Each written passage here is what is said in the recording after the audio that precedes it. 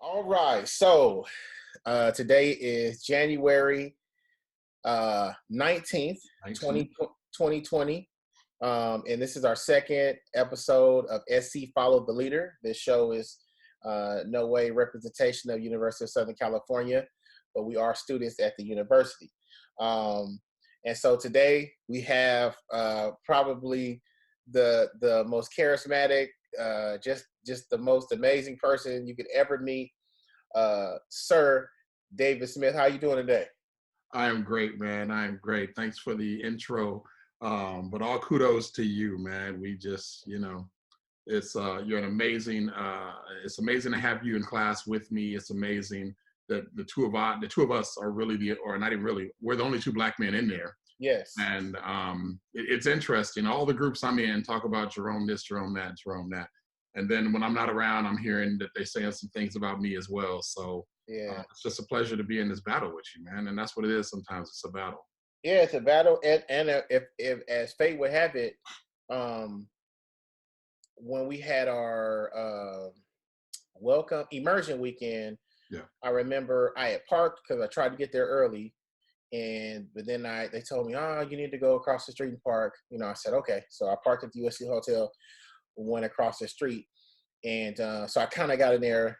What to me felt like a little late or whatever, and I was like, I don't know where to sit. And then I saw you. There was a seat open. As fate would have it, it was a seat right by you, man. So I Yeah. think it was meant for us to have a bond from day one. Amen. Amen. I'm gonna roll with that. That's Yes, real. sir. Yeah. So Even sitting you there, I was like, I don't know about you, but my history, I always wonder how many black folks gonna be around whenever I go anywhere. right. Because usually I'm in environments where there's just not a lot of us. Mhm. So having just a small window, I think we were there just a few hours over the couple days. I knew that this was going to do something huge, and so it hasn't let me down yet. And I know it's only begun. Absolutely.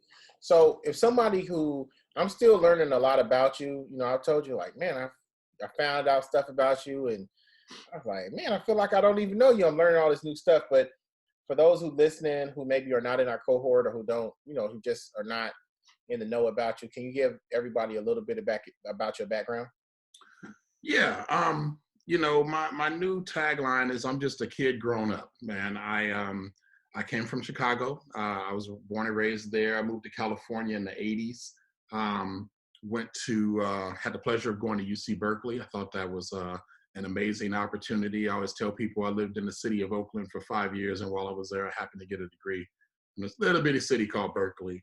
Um, I was destined to go to law school, but then I was like, I'm done with school. I need to go do something else. And I got married. I had a kid. I started my career. Kind of been in IT all my life. Um, did that for maybe 20 years and had a great time with it. And then decided one day, or actually my wife at the time decided for me that there was a day when I used to go to work and come home, and that day was not then because I was doing a lot of traveling. So I got into the public sector. And after a few years in the public sector in IT, I realized that there was no legacy to be created. And I was either going to be the amazing IT guy surrounded by educators, or I would have to become an educator focused on technology. And so I did that. I went back and got my master's, and then the opportunity for USC presented itself, and I'm continuing that along on my road to becoming superintendent, and then beyond. So it's just a small snippet of my background. It goes a lot deeper, but maybe we'll get there, or maybe we'll save it for another time. One of the things I like most about you is that you find a way to be comfortable in whatever the setting.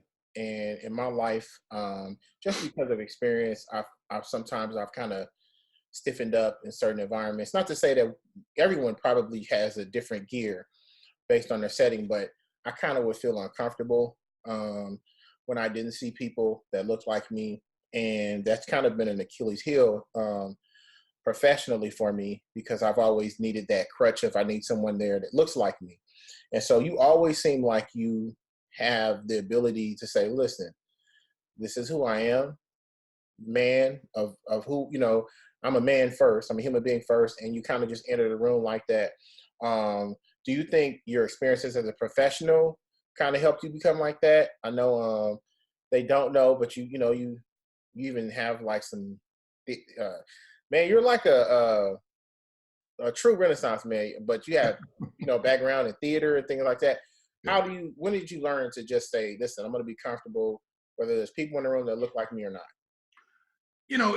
Again, it goes deep, but the truth is, I'm only not comfortable when I'm not me.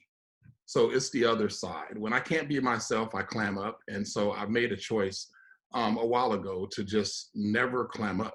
So you're going to always get the real David. Now, the thing is, the real David um, exists in a lot of platforms. When I was in college, one of my professors set me down and said, "You have a gift."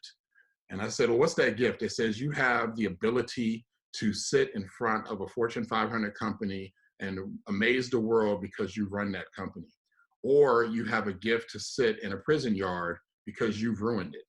It's like either way, right? You're going to command that room and you have potential to take your skills and talents to go either way.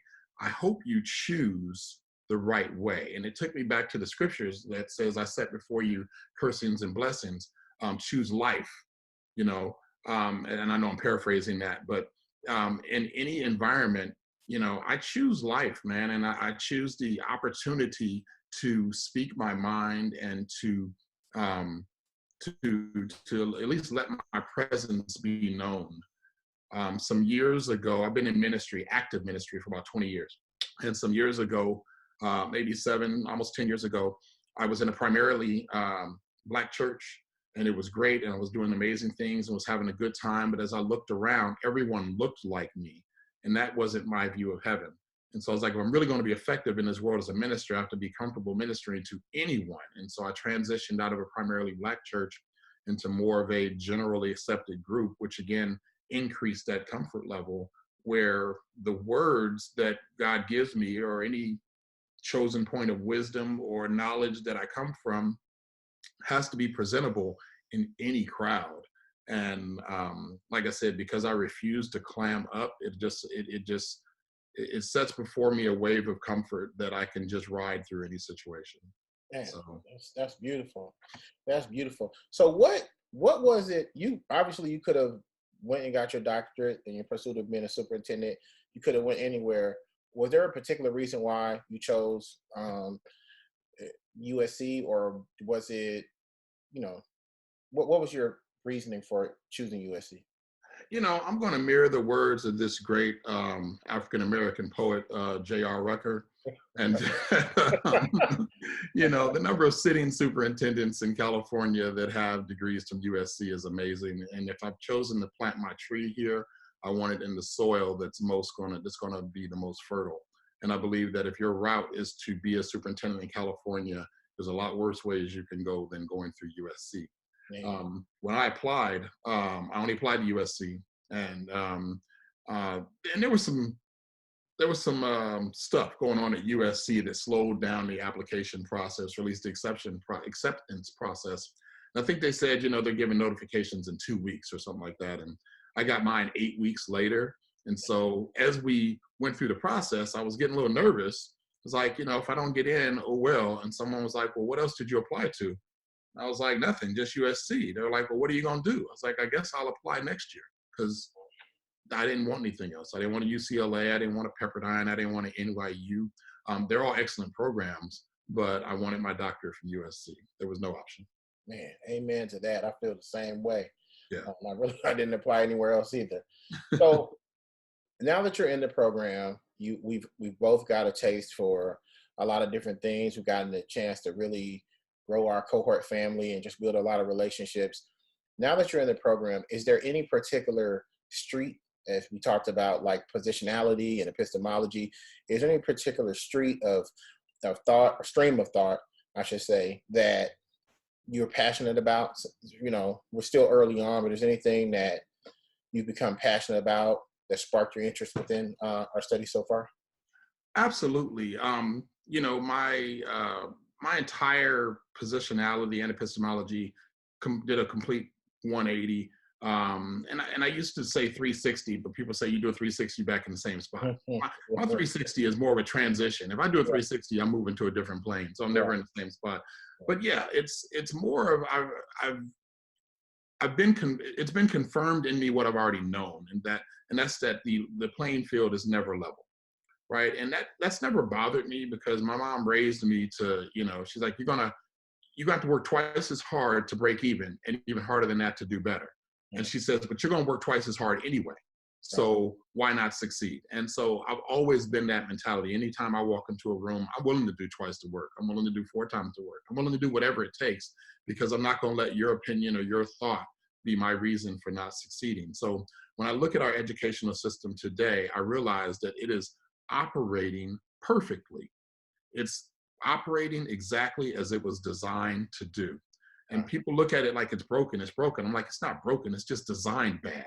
It's designed wrong. It's designed on the backs of injustice. It's designed in a way to hold a certain people group down. And it's not just Black folks, it's brown folks or any folk that happens to live in a red line district or come through that arena or anybody from an urban area. There's some white folks in there and this is that and the other.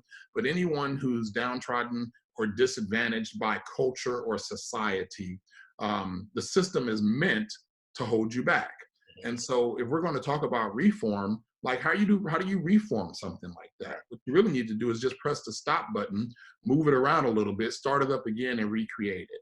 And so that's my sing song, man. I feel like that's where I need to go. And prior to starting, so 6 months ago, I would have said, I just want to be superintendent, do 3-4 years there, get my dollars up, and then go retire, get me a motor home, become a liberal arts professor back at some college, and live out the rest of my days, educating others on whatever wisdom I have. And That's a so good now plan. I'm like, That's a good plan.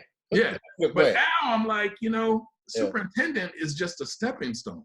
Right. It really is because there's so much you can do within the system, but to really make change, you got to get off. You got to get out and you got to do things. So public policy is in my future, man. And that public policy is really just to start to get people to really notice and embrace the injustice that has gone on, and especially for those of us who have risen above and conquered through, to take up our mantra to make sure it's not as hard for the next generation. Man. So that's where I'm at. That's it. It's interesting too because we were kind of in joking talking about we were going to have a debate about prison reform or prison abolition. But what you're saying, so many things you like you're reading my mind. That's exactly what I was saying with prison abolition. And so many things we're doing is these systems are actually designed to perfection. They're doing exactly what they're supposed to be doing.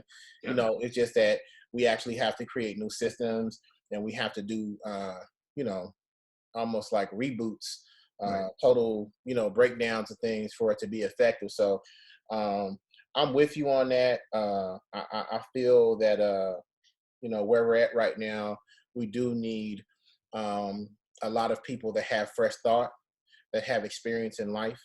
I think I struggle, as an educator when, you get concepts and ideologies from people who are pretty much have been in the ivory tower, have never necessarily been in the classroom, in the trenches. It's more theory. So I love it when people from different sectors. My wife has always talked about we need to get more people from the business world to come into education as leaders because they have a better understanding of execution and they can scrap things that aren't working. They can just say we're getting rid of it versus things like in education, we just hug things for life, even though it's not working. Right. And being real with you, I think I don't know, we were week 3, 4, 5 or something, and I think you had mentioned something about prison reform, and Mhm, we were talking a little bit about the 13th Amendment and mhm. things along those lines. And my thought was, oh man, Jerome's one of them brothers that is for prison reform. Yeah, We need prisons, and yeah, literally over the next 2-3 hours, yeah, my entire frame of thinking was yeah, changed yeah, because I've always been like, look, man, half my family done been incarcerated for one right, thing or another, and right, I probably know just as many people on one side of the system as the other. right, And my thought has always been, you got a choice to make, and if you right. dumb enough to do the third thing, to do something 3 times in a row, and that's let you spend the rest of your days in jail, Mhm, will be dumb. And I realized that for every person I said that to, I need to find them and apologize, because that's just ignorance, right? There are some things where prison is necessary because prison's about punishment. Right. And there's some things you do where you need to be punished. And then there's some things where you need to be rehabilitated. And prison's not about rehabilitation, not our current system, Right. especially when you're putting people in there that have drug offenses because they were trying to do X, Y, and Z, whatever the reason is, next door with murderers and rapists and pedophiles and things along those lines. It's just not an even system. And honestly, I don't know how to fix that yet, but the time will come. And I've just realized that we have to do things differently. And even with the school to prison pipeline, that's another big one, where I look at that mechanisms that are in place right now that affect especially Black and brown young men and even young women, because we saw some stuff last semester of just girls that were just being downtrodden by teachers and dragged by their hair and all that. When we Right. see elements like that, and it's happening primarily to people of color, you know, it's the same thing. It's get them out of this system, move them somewhere else so I don't have to be bothered with them. And ultimately that leads them to a prison unit where they're not likely to get better because now they're in an environment that projects the worst. Yeah. We got to do something about that. We do. I got a chance to watch the movie Harriet finally. I've been wanting to watch it for forever. And Mm-hmm. it's something about seeing actors and period pieces. You know, books are awesome. And, many of us have read the story of Harriet Tubman and seen documentaries, but it's nothing like seeing it on the big screen. And the thing I came away with it, obviously, other than the amazing, faith and strength that Harriet Tubman had, with the network of people that are also helping. Mm-hmm. So, she was kind of the Michael Jordan, but there are a lot of people in that system in the Mm-hmm. Underground Railroad. And believe it or not, I thought about our cohort, and how we're growing and we're emerging, we're getting stronger, we're getting more courageous. And I was thinking, like, my hope is that we can stay together long after this program and to continue to fight. And some of us may be full time on the front lines. Others may be, hey, I can help out here. So we might only hear from them twice a year, but it's a nice bit of help along the way. So I thought about our cohort, and I thought about, what would I call the Underground Railroad today? Where we're trying to liberate, do educational liberation. Like, what would I Mm-hmm. call that? But I thought about us. Have you seen that movie, Harriet? Absolutely. Yeah. What were your thoughts on the movie? One, I love that they didn't show the most gruesome aspect of slavery. They really kept it humanistic, but without watering it down. Mhm. Two, they showed the network of people that included some people of some white people without making it a white savior type mentality. And what I really loved is that they really showcased her humility, that at no point in time was it about her victory.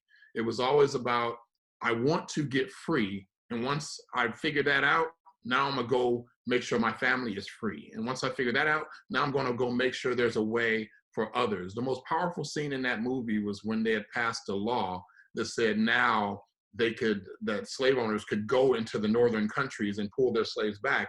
Right. And so they moved up to Canada, and they were like, well, we can't do this anymore. She's like, you want to stop because it's far? Right. Really? And she continued to give a speech where she said, some of you have never seen the gruesome aspects of slavery. Some of you, and she looked right at Frederick Douglass's character, she said, some of you have been free too long.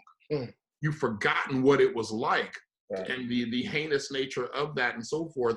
And it really focused on the right RIGHT aspect of people are not supposed to own people. Mm-hmm.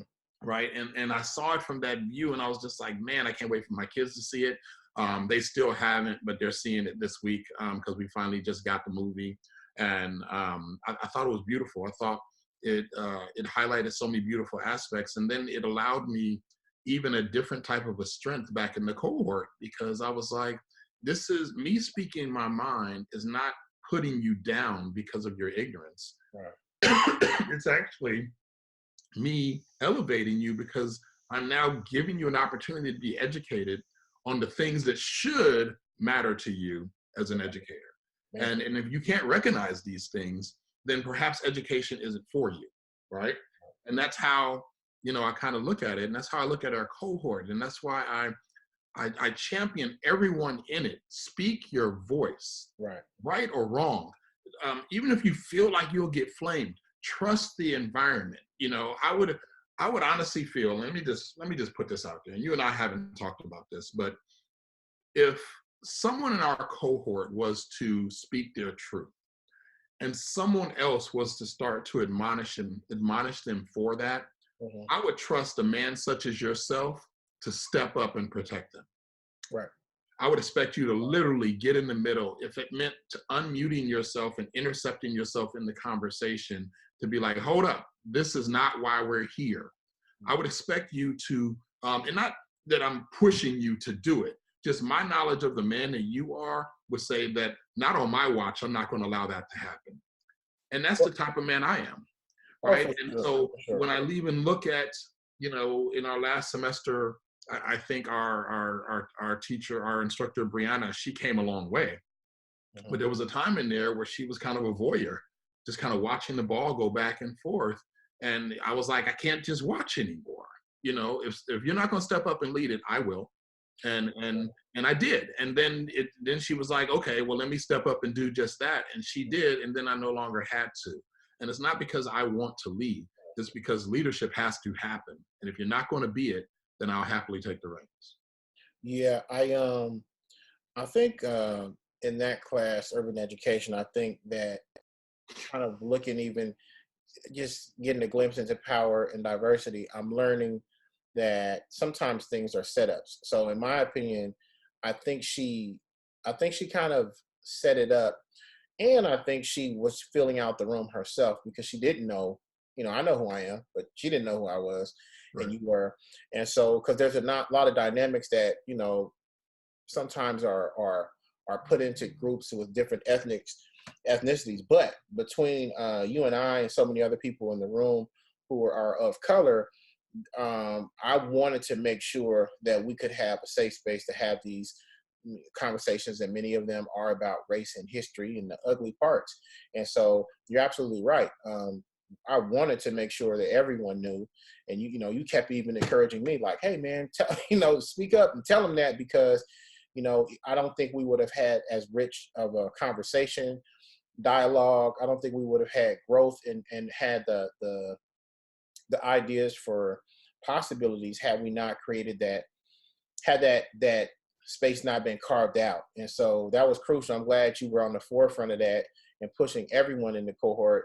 And now I really can say in my soul, I know all my cohort, our cohort, they know that there's not going to be any sneak attacks. And if someone did say, hey, you know what this was said, it kind of did offend me, I know that they can understand that it's going to be just that. Mm-hmm. Hey, let's talk about it. So Mm-hmm. that's what I wanted most. And it was very quiet at the beginning. I was like, man, are we ever going to really talk? And so I'm super, super thankful for that. And if anybody's listening to this podcast or watching the video, I want you guys to know David Smith, aka Doctor That's Me, he didn't receive any questions beforehand. This is just how we talk.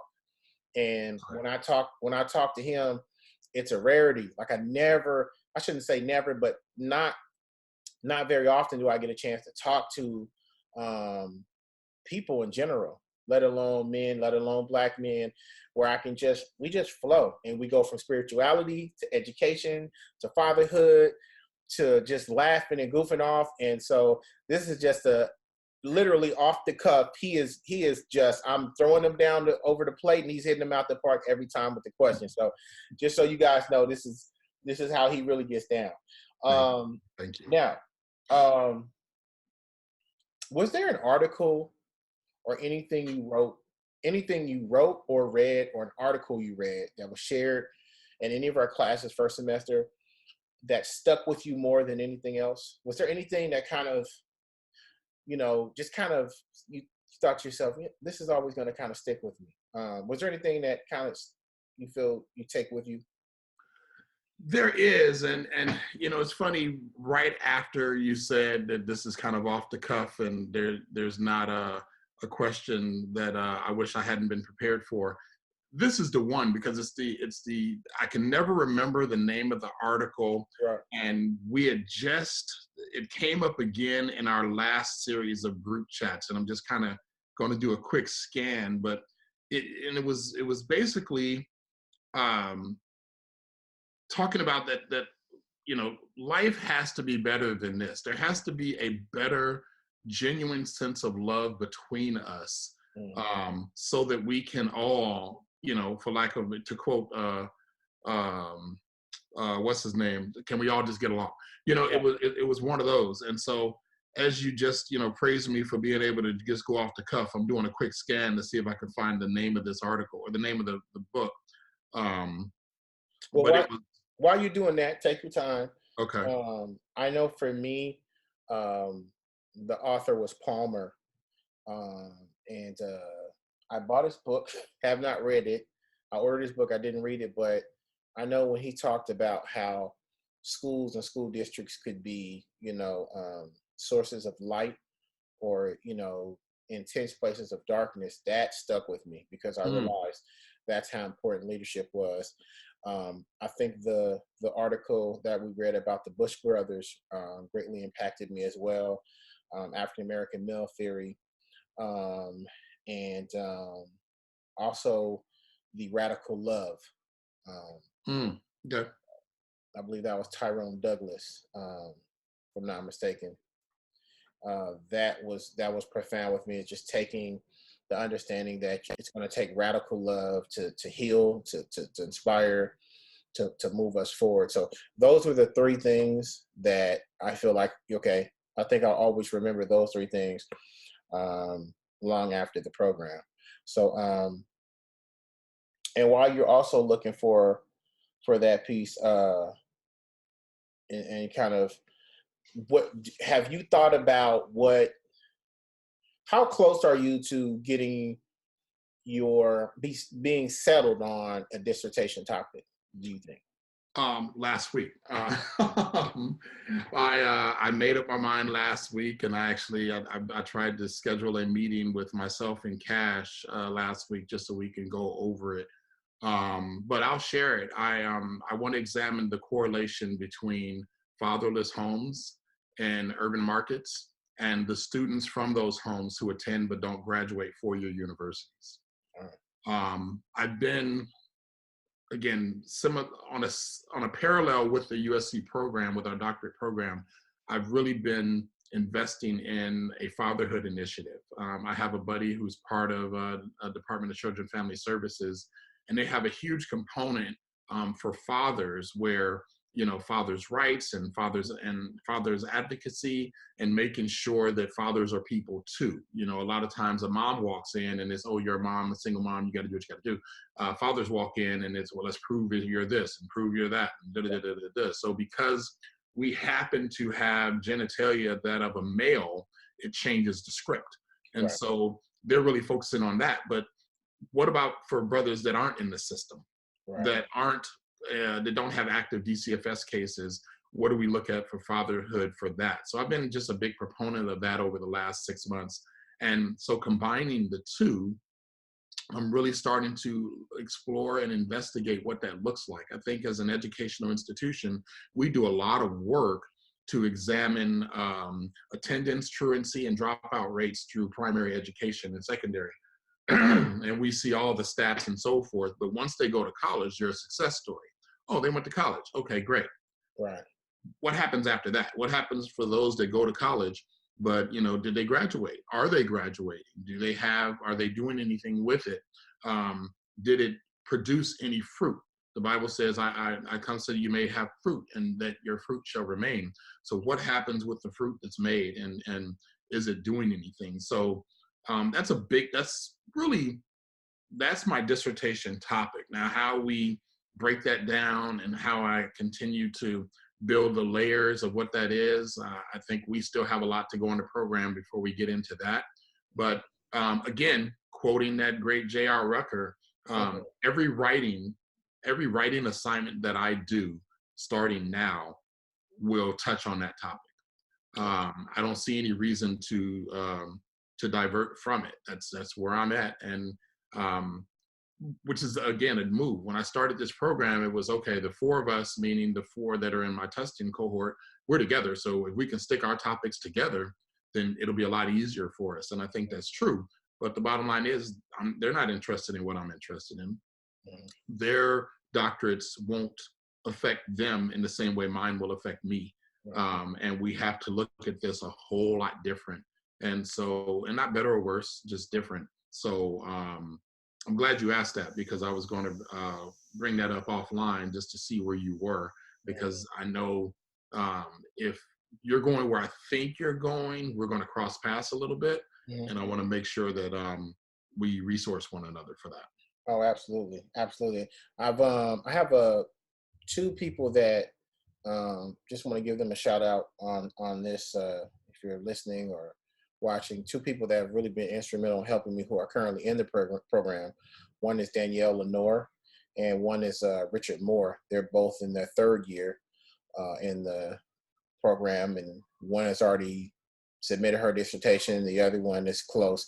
And the gentleman, he's actually doing his dissertation with two other people. So that's really cool that USC will even let you do a dissertation in a group. So that's cool. So were you able to find it? Because I have some. It's and we don't have to spend a lot of time there, but Emergent Strategy with Brown.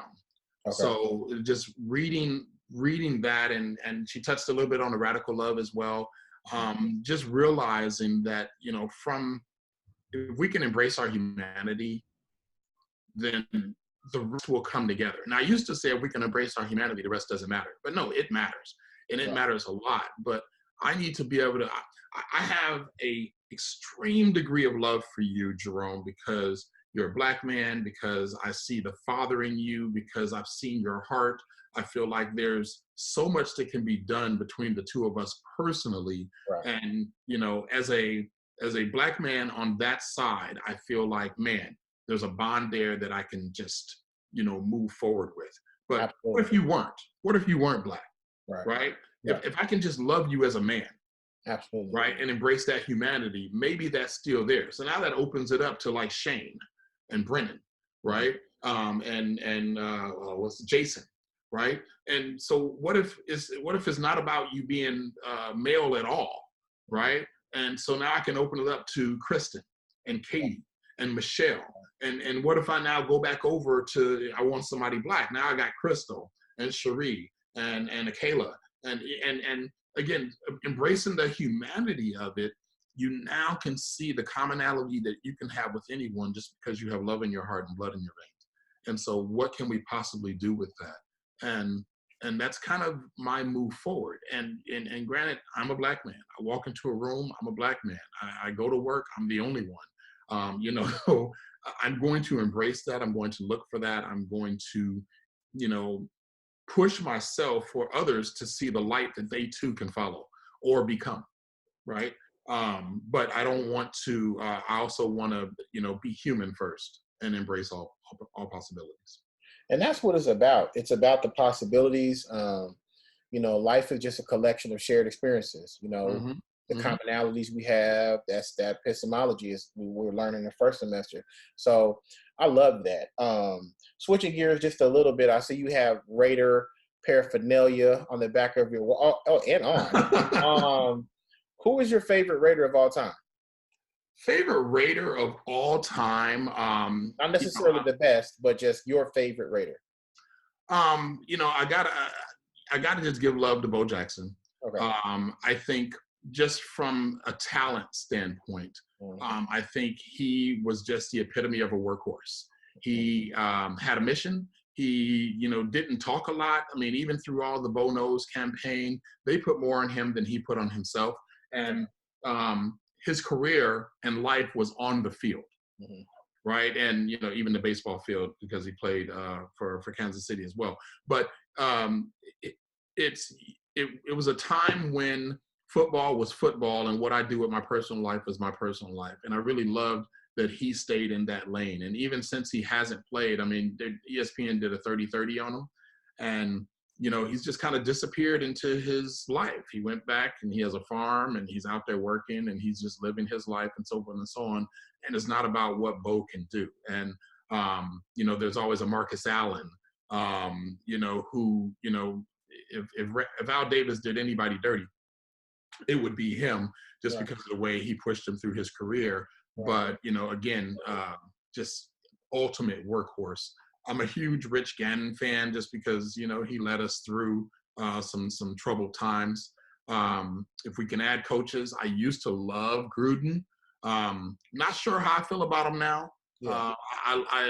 I see what he's doing. Mm-hmm. And if you give someone a blank credit card and says, I'll check with you in 10 years to see what you've done with it, Mm-hmm. then his plan has time to develop. Right. And that's what they've given him. Most coaches don't get that opportunity. You walk into a room, they expect you to perform. And I truly believe that if he didn't have a 10-year contract, he wouldn't be there anymore, because he's made some bold moves, some strong decisions. He's very aggressive as head coach / GM, whether you want to believe that or not. And he's done some amazing things. So it's interesting that you say that I'm a Raider fan. I've been a Raider fan since '77, and the players will come and go. I don't have, a favorite Raider that defines my team. I have leaders on the team that made me proud to be a Raider. When John Madden was coaching, I just thought those were just some, fabulous years. I really appreciate his insight as a coach. I love that when they asked Art Shell, how do you feel about being the first minority head coach? He's like, well, that wasn't me. That was Tom Flores, right? And so what they were asking him is how does it feel to be the black head coach, but they were trying to be politically correct. And so he took advantage of the question to say, well, it wasn't me. That was Tom Flores. So I think we have an incredible fan base as a team. I think we, as a team, the mantra behind the Raiders to me is the epitome of football. It's a sport where people went out and hit each other, and not necessarily for intention of causing injury, but football is a rough sport, right? And so you went out there and it was before contracts and before, I'm going to sit out because so-and-so makes more money than me, and so forth. The Raiders were a Oakland City team. They used to practice right there in the village, and they became, city's team. And so they've always had a place of love in my heart and always will. I don't care where they go. I'm an Oakland Raiders fan. I will not be buying any Las Vegas Raiders gear. I bought plenty over the last years to keep me going. And if they go to the moon, then I'll go there. And if they go to Mars, then that's just a long trip, but I'm going to do that too. So Shout out to the Raiders. For sure. My two favorite Raider players of all time. On offense with Marcus Allen. On defense, it was Lester Hayes. Can't dismiss Lester Lester Hayes. Hayes. I think Okay, I got Lester Hayes back here somewhere. You got him squatting back there with Yeah. the dunk on his hands. Yeah. That's beautiful. So, okay, so I want to give a shout out to my daughter Glory. I've been rocking her the whole time. She's been quiet, and I don't know how that's happened. My wife had to do some errands, so I was like, okay, we're gonna do this podcast / video with David one way or the other. So she's been being rocked. She's awake now. I want to give her she's back to sleep. We'll give her a shout out. Okay. She is about to wake up. So I'm going to have one more question for you. Okay. This one is on a more reflective note. So as we celebrate the great Dr. Martin Luther King Jr. Over this weekend, and Monday is the holiday. I believe he passed at 38 years old. He technically could, if he were still living, he'd be 90 years old. It's been 52 years since his passing, and the longer I live, the more I learn about who he was as a man, and just beyond.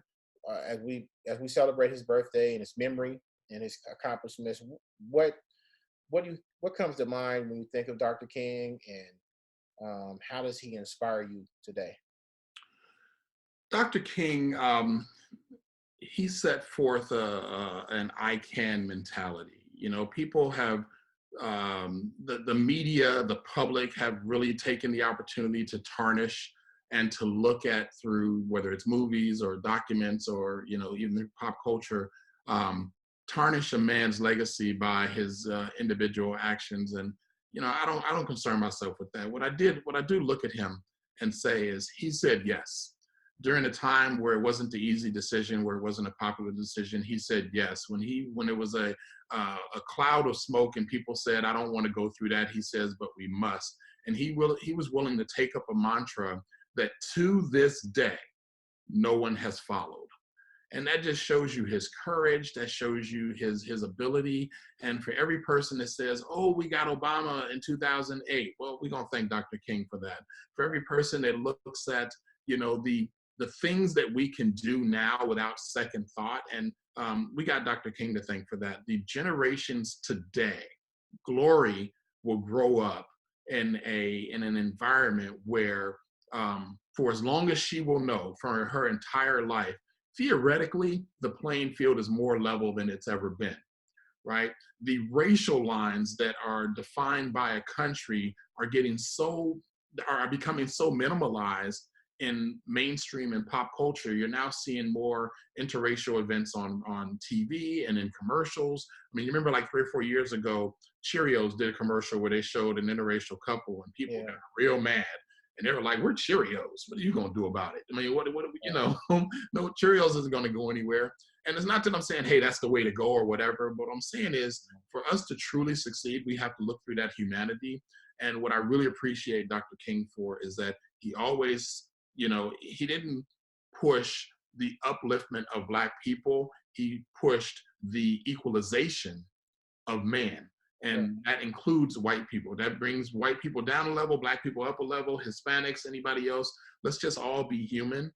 I just got mad love for that. So when I look back at Martin Luther King and the choices he made, and in the environment in which he made those choices, I have nothing but mad love and respect. And what I really try to help people understand is that you and I, today, in an environment we grew up in, we can easily look back at certain time frames and say, if I was there, I would have acted like this, right? And whether that's true or not, we'll never know, because time travel is impossible yet. But what it is your experience, Jerome, is based upon the environment that you grew up in and the liberties and ceilings that you had to be held back by and or broke through. And to take that and pop it 35 years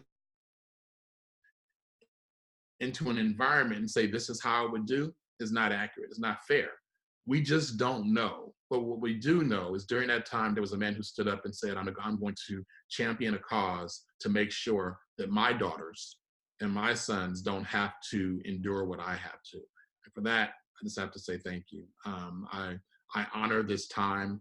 For him, I feel the same way about Malcolm X, slightly different, but or any civil rights leaders during that time, that because of which I have the natural right to do certain things. Now, whether I'm going to have to push through some more ceilings or bump some more heads or whatever I have to do to make sure those rights are recognized, I at least have that ability.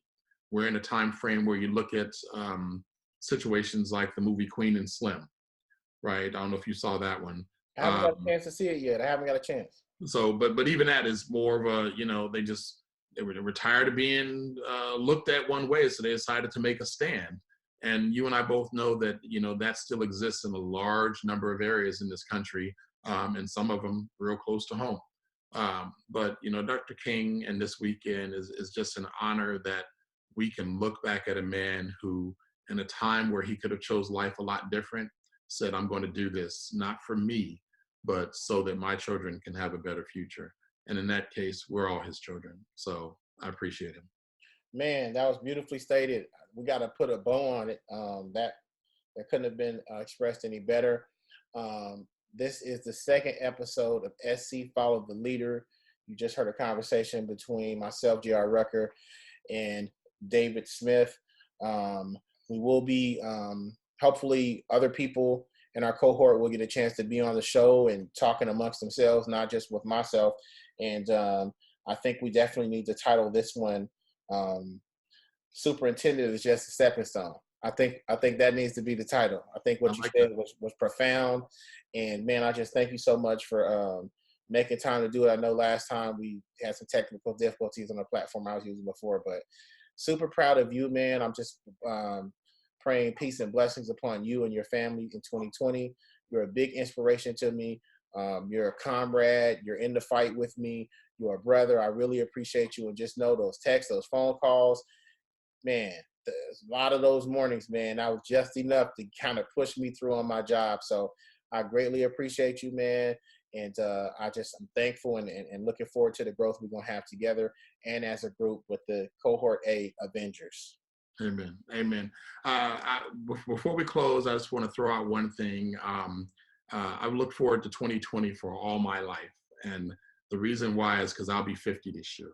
Okay. And so, I was one of them kids to just look forward to being 50. I don't know why. But Right. 50 to me said sitting around with a Stetson and my grandkids and running around. And I don't have the Stetson or the grandkids. Right. But 50 to me was just a year of accomplishment for me. So I'm looking forward to it. I'll be 50 this August. But I say that because of this.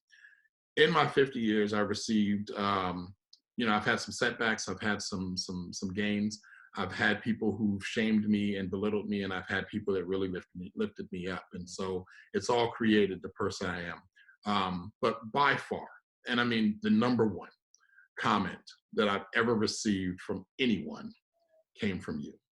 All right. And you sent me a text, and it was out of the blue one morning, and you just said, and I'm gonna paraphrase it, but you said, you remind me of Frederick Douglass. He was a man that could walk into any room Yes. and establish authority, and that could fit in, and could, he could find the right words to say it. And I wish I just had it prepared so I could read it. The way you Yeah.